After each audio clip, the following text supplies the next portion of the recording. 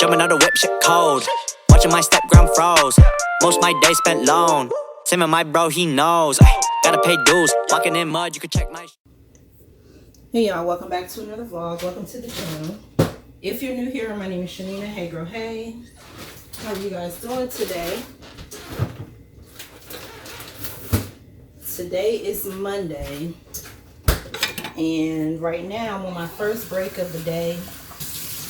I only have two breaks scheduled today. It just depends on how busy the call volume is. You never know, I might end up working through my breaks, which is fine. But right now, I'm on my 30-minute break, which is actually about to be over with in 4 minutes. And I'm just waiting on my hash browns. Girl, what is going on? Oh, excuse me. I decided, when I came in here to get me something to drink, right? But the floor was all sticky and stuff, and then there was dishes in the sink, and I was just like, oh, okay. So while my hash brown was in the oven and my sausage was cooking, I just went ahead and cleaned up the kitchen. So now I'm waiting on my hash browns. My sausage is done. I don't have time to fry an egg or anything, so it's just going to be the hash browns and sausage. And I'm going to make this fruit smoothie, I guess. I'm using the rest of this cranberry that I got from Amazon. I don't know if you guys can see it, which is really bitter. Even with me adding like the simple syrup, I guess that's water and sugar mixed together. Even me adding that to that still did not make it less bitter. So what I've been doing in order to drink it up, because it was literally just taking up space in my refrigerator, is every time I made myself a cup of water, I just added some of the cranberry juice to it. So now I'm about to use up the rest of it and add some, well, I've got fruit in a blender with the rest of the cranberry juice.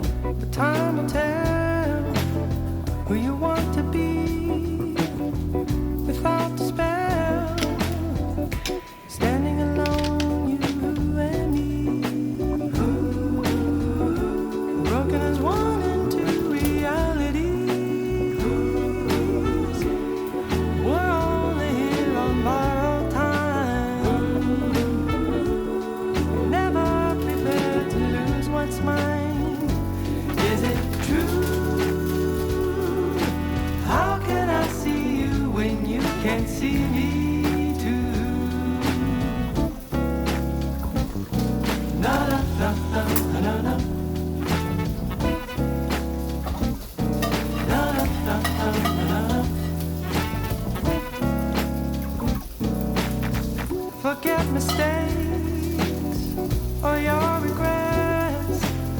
No, it's not the time. Oh, no, not yet. More can come between me and you. There are no versions of the truth. We're only here on borrowed time. Never prepared to lose what's mine. Is it true? How can I see you when you can't see me too? Na na na na na na. Na na na na na. Come play outside. Relax your mind beyond the limit of your belief. Remember the love we're meant to receive. Meant to receive.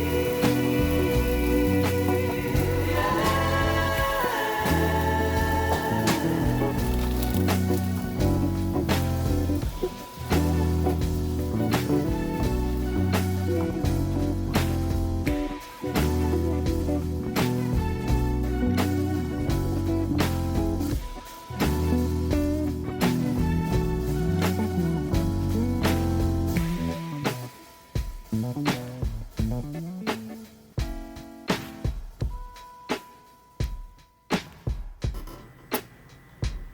y'all, so let's get into habit number 5 of the Millionaire Secrets. We did habit number 4 in the last vlog, which was pay yourself first.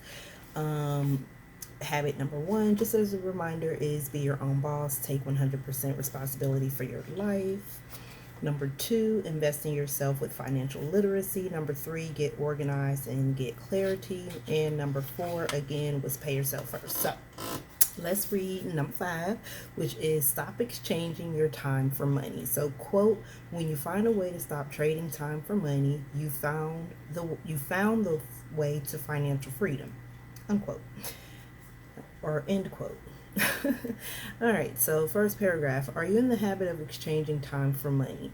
Yes, this is one of the biggest traps that most people fall into, and this stops them from becoming truly financially free.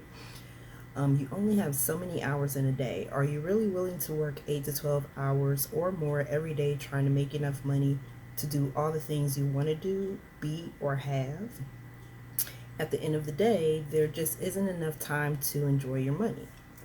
That's true. So what do all the richest people in the world have in common? What do people like Bill Gates, Warren Buffett, and Jeff Bezos, I think that's how you say his last name, have in common? When they're sleeping, they're making money. They're not exchanging their time for money. The average worker works at a certain rate per hour or for a weekly salary in their job. That's their payoff. They give their time, they get some money. They give their time, they get some money, the same amount of money every day, every week, all year long, no matter how hard they work or how many extra tasks they take on. They're exchanging that time for money. Building a business or building a way that you can make passive income while you're sleeping is the basis for habit number 5. And it's only the way and it's the only way to stop trading your time for money. If you do not have a system yet, you can learn more about it in our courses on how you can build passive income streams and how you can stop exchanging your time for money. Trading time for money for the rest of your life is a game where you'll almost never come out ahead money left. Okay. I would recommend simplifying your life and making sure that you deduct 10, 20, 30% of your paycheck every month automatically as soon as you get your paycheck. That was also mentioned in habit number 4. Okay, so what you will notice is that you will automatically adjust your lifestyle by spending less. That was also in habit number 4. You might be wondering how adjusting your lifestyle to have less will eventually give you more. Thinking long term, saving more, and building your finances is the objective for the concept of paying yourself first. And it's the path to changing your mindset about deserving money, having money, and how money works in the first place. The best thing to do this automatically, not you doing it physically every month. The best thing is to do this automatically, not you doing it physically every month.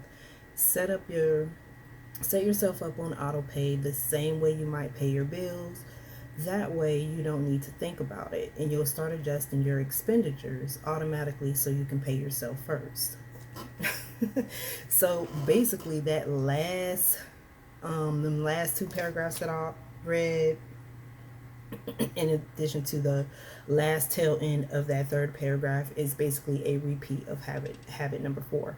So again, I am reading out of the Millionaire Secret, 16 proven habits to achieve millionaire life, and it came with my law of attraction budget planner, which is in my Amazon storefront if you guys want to purchase it. Again, it is undated, and let me kind of give you a glimpse of what it looks like because I'm starting over, so I'm literally at the beginning of the book. So just to kind of give you guys a little bit of a glimpse, not sponsored, just sharing it with you guys. Got your monthly goals, got your monthly balance sheet, your spending summary, and it's categorized. So it has the date, description, category, method, amount, rank, monthly reflection. So every month you can reflect on all of your goals. You got the expense tracker, some notes, a little section for like notes, and then it starts all over again with the next month. So I might have missed a few pages, but you guys get the drift. So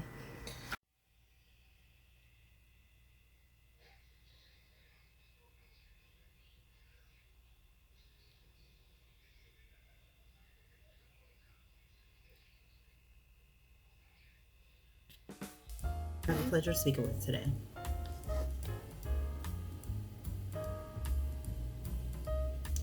I'm doing good, Tanya. Thank you for asking. How about yourself? Good. Okay, sure. What's the booking number?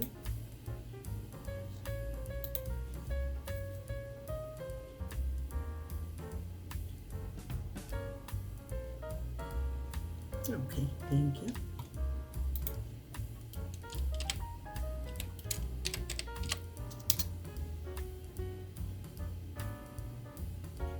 Okay, awesome. And what's your agency phone number?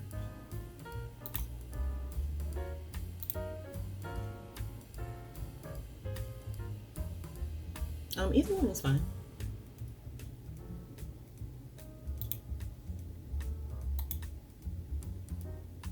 Okay, thank you. And they have a cruise tour or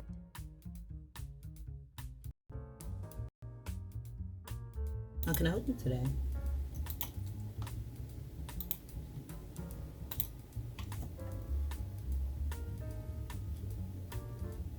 Okay.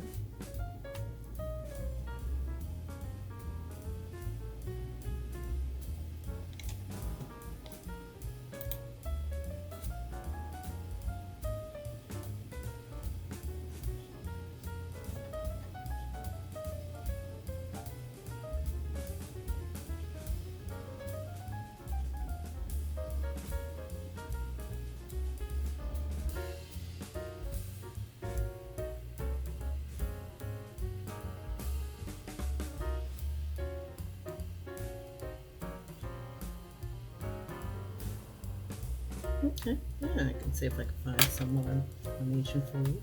Just a second.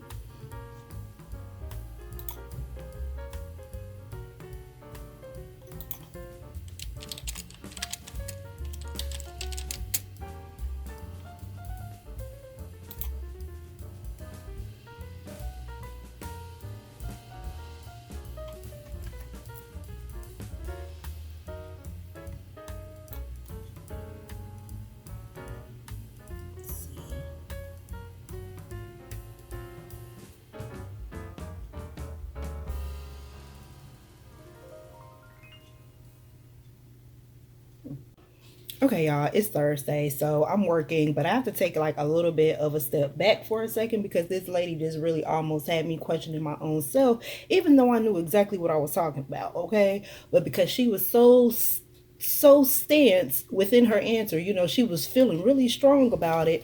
I was giving her the benefit of the doubt that maybe she just didn't understand. Okay, so here's what happened, y'all.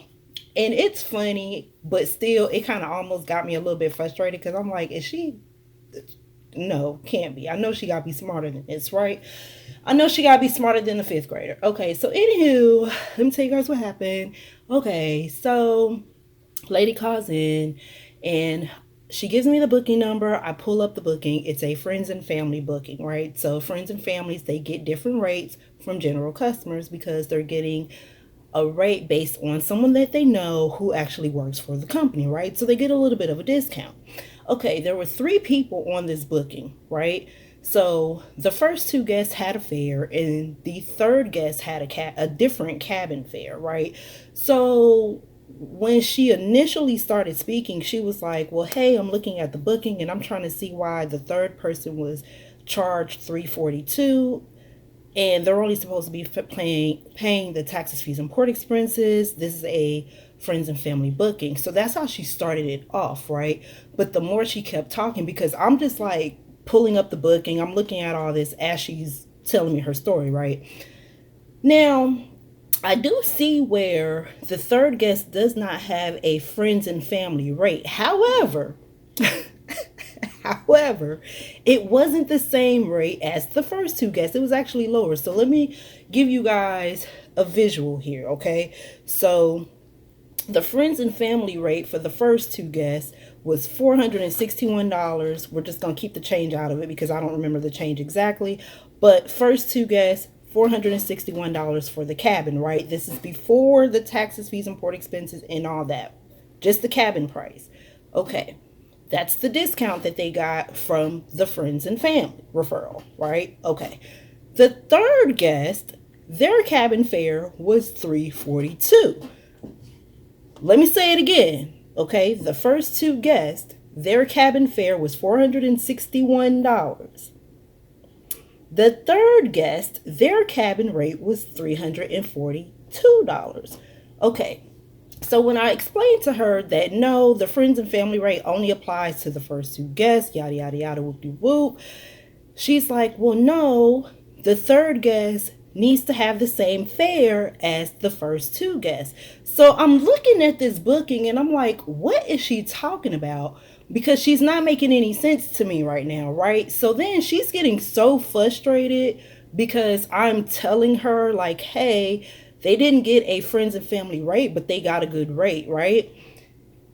She's getting so frustrated in what she's saying that she's not even really paying attention to what I'm saying, right? I basically just told her like, lady, you're calling in to pay more money, okay? It's so many words.